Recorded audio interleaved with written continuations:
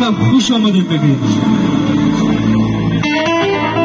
من با سرودهای تاجیکی و ازبکی، افغانی، فیروز آقا، حفیظ آقا، فرسکهای شما عزیزو مرحبا.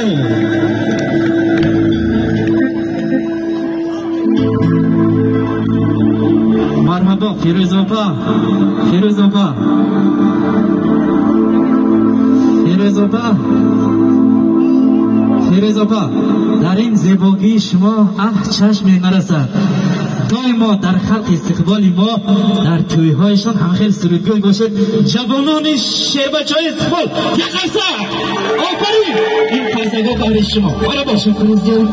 منم خیلی خرسندم که امروز در جاده مردم سربلندی دولت ازبکستان و در مابین مردم زبان تاجیکی خودم حضور دارم. من خیلی هم فخر میکنم که همه خیلی مردم صنعت دوست، همه خیلی مردم باور کنید عادیانه که و مثل خودم، من خودم چخیل انسان فقیر هستم و میخوام که همه با مثل خودم زمینی باشد. برای همین قدر هر یک این گونه، هر یک این معرکه و واسطه و توی معرکه و غنیمت است. باور کنید هر یک انسان امروز هست فردا نیست.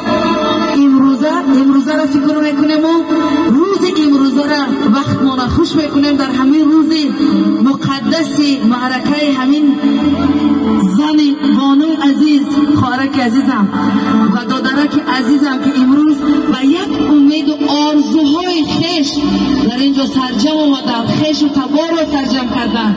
یعنی ما را از دولت تاجیکستان دعوت کردن که امروز قدم رنجه نموده، امروز معرکه این دون نوجوان زیبایی که طفلی که به دنیا آوردن، معرکه اینها را آباد کنیم. دادر عزیزم، سرت سبز و روح زیبا، وجودت ببلا بادا، اله هر کجا باشی نگهبانت خدا بادا.